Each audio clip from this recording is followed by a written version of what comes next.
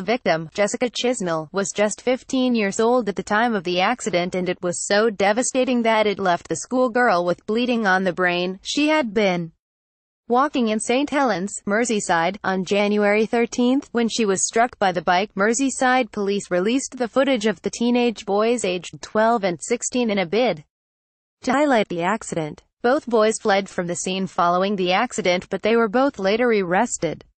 A 16-year-old boy was given detention and training order and disqualified from driving for 5 years, and 12-year-old boy was given a youth referral order.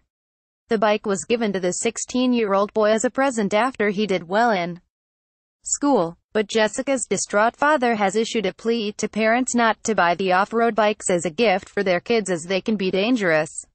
Jessica's father, Carl, said it was a typical Friday afternoon waiting for the girls to come home from school and college. Then a bang on the door changed our lives dramatically. cctv footage shows the devastating moment. Two boys on a moped mowed down a girl. My niece was at the door saying, "Something has happened to our daughter." Our first thought was someone had hit her, and nothing prepared us for what was to happen next. I ran to her and saw her lifeless on the floor and no movement. I was in shock, and my first thought was she was dead. Jessica's mother, Sarah, said, "Christmas is a special time for us, like all families, but this year we count ourselves lucky to have our whole family together. Things could have been so different."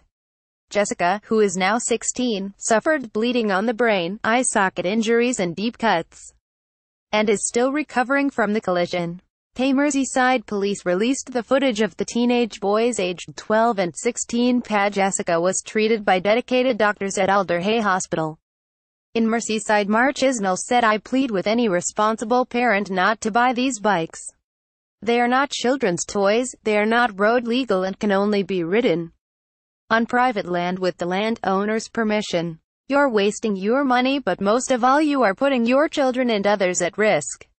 Chief Inspector Gary O'Rourke, who heads Merseyside Police's Operation Brookdale campaign to reduce the illegal and nuisance use of off-road bikes, said, "As upsetting as it is, this CCTV speaks for itself, and shows the true danger that can be caused by the illegal and dangerous use of off-road vehicles."